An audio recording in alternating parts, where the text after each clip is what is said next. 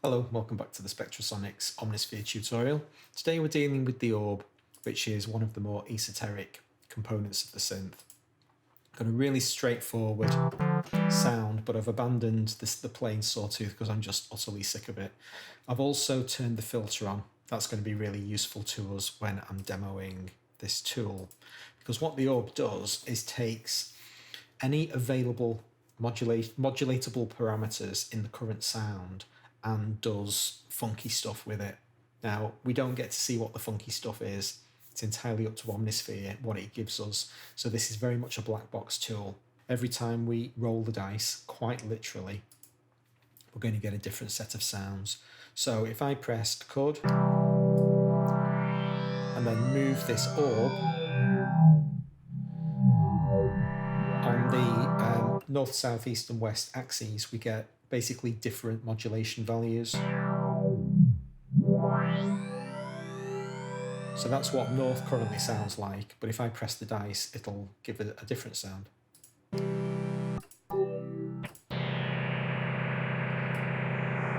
course, there's a violent one. So it does have access to the entire synth engine and can do pretty much whatever it wants. Which is why I turned the filter on, because sometimes you get some quite nice filter kind of changes. So that's basically it. It's a toy that we pick this thing up and mess around with it, and we make different sounds. All of this can be modulated. I'll deal with connecting to it via automation when we come on to deal with automation, because it's a little bit tricky. The orb has a few idiosyncrasies in terms of connecting to it, but today we're just dealing with the tool itself in isolation. So the slider below the dice is the depth, how much change is going to be applied on these various axis points. So if I turn depth all the way down, you get no value whatsoever.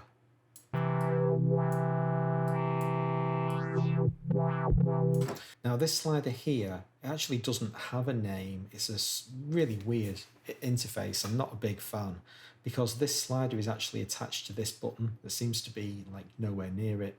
This is the inertia slider. At the moment we have no inertia. If I pick this orb up and let it go, it just sticks. I can't throw it across this target. Whereas if I turn inertia on, then it starts to basically move under its own steam after I let it go, and it moves in the direction that I've just thrown it. If I increase the slider at maximum, it's basically in permanent motion. So it's like an unstickiness level. There's unstickiness at the maximum, and then this is maximum sticky. Attractor, treat it like two north poles of a magnet pointing at each other. You know that thing where they repel? That's the effect you're going to get from the attractor. So it makes the orb basically kind of come up to a target, some indeterminate target, and then just bounce and start spinning off in the opposite direction. The manual calls it a non-linear pendulum. You can look it up on Wikipedia if you want. It's a bit of a mind-bending subject beyond my maths. But that's basically what it does. And you can combine these two effects, and the orb will basically just start doing crazy things like that. Now, I ought to mention at this point, there appears to be a user interface bug. If you fiddle, there you go, found it straight away. That was lucky. It doesn't always happen immediately, but here I have inertia set, and the orb isn't moving. So there seems to be some, if I turn it off and turn it back on again, it springs back into life. Just a bit of an interface bug between these two buttons. I've never been quite able to identify the precise circumstances under which it occurs. So that's just something to be aware of. So that's basically it. That's what you've got. We've got this control that assigns 4 random modulation targets, and then we can set this thing in motion and see what it gives us. It's a completely subjective, that was cool. effect. Now then, we found that thing over here.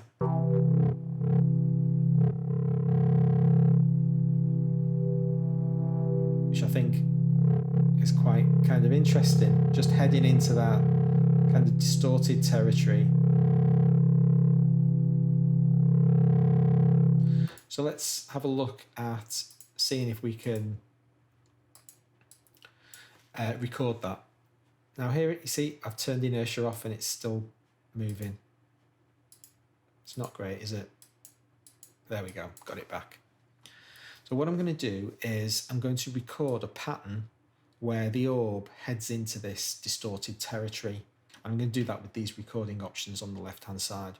By default, I'll start with the default positions, legato and motion. Legato is all about how many keys you press and how often the pattern re-triggers. Let's not worry about that just for now. I'll show you it in action shortly.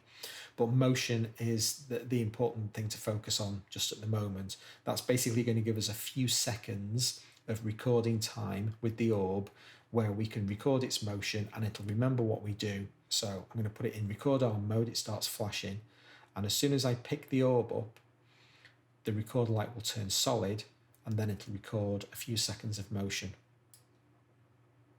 And I want that much. And then once it's finished recording, it kind of seems to just fly off into the middle of nowhere.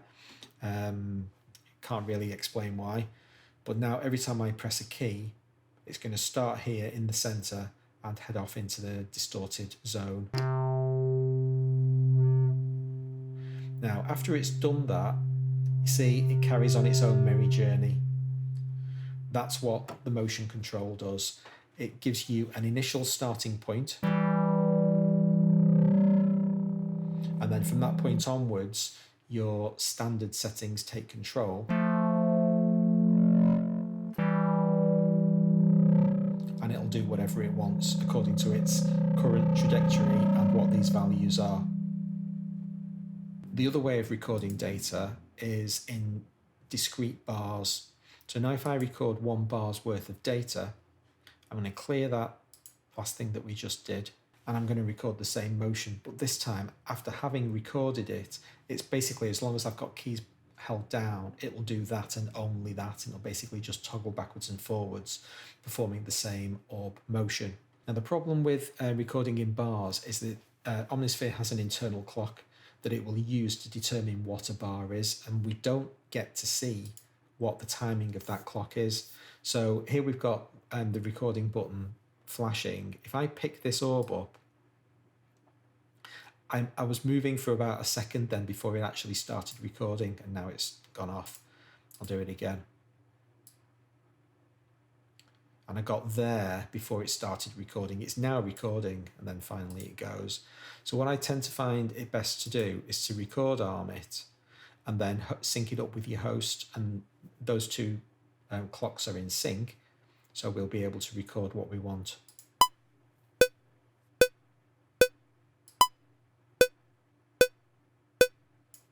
Okay, so that was the 1 bar of information recorded, and now every time I press a note, it's going to do that, and then it'll head back to the center and do it again.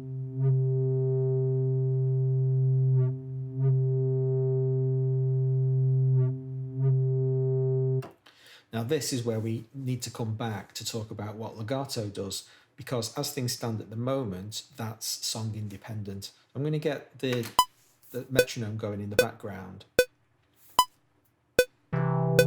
As soon as I press a key in legato mode, it starts playing the pattern. It doesn't care where I am in the song.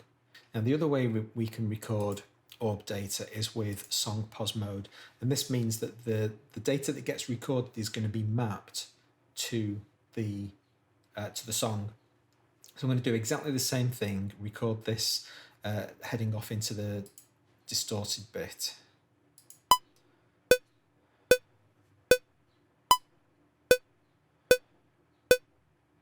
There we go. So we've recorded our exactly the same kind of thing, but this time, can you see that That's the internal clock at work. Even though the sequencer's not running in the background, Omnisphere's still got this clock spinning all the time. And I'm basically jumping on the wagon every time I press these notes. Now obviously this is only as good as the source sound it's got access to, because Omnisphere is going to choose modulation options from whatever's available to it. So if I pick a more complex sound and turn the orb on for this, first of all let's find out what we've got.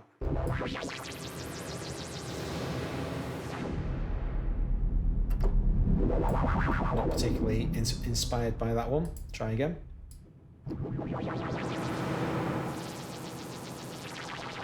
That was cool. I think we can do better.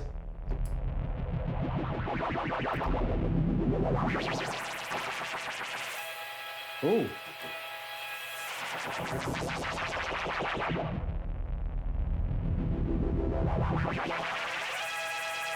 So I'm going to draw a kind of dropped L shape. Let's see if we can get away with that with the recorder. So I'm going to pick my orb up and move it where I want to start my motion. Press record, record arm it. I can wait as long as I want now. It's not going to do anything until I move that orb. But I want to do it in time with the song. So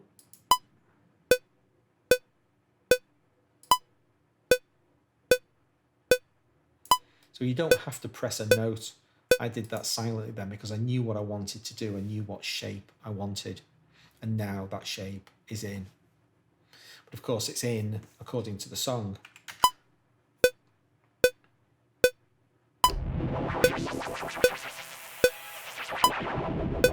Now can you see, after it reaches the end of its pattern, it's kind of drawing a circuitous route back to the start.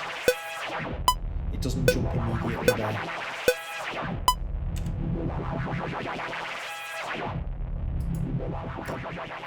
But yeah, I mean, it's obviously completely dependent on the quality of the sound and then just having some fun and messing around with the orb.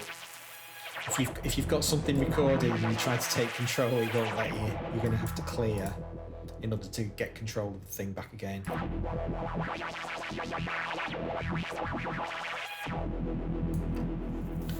Madness. It's all a bit crazy, and there are a few quirks in it that, you know, aren't completely ideal, but once you figure out a workflow that works for you, then it can be a really cool tool. And all of this, don't forget, it all can be modulated, it can all be automated, so we can use this as a really powerful modulation engine. Thanks very much for watching the video. Hope you enjoyed it.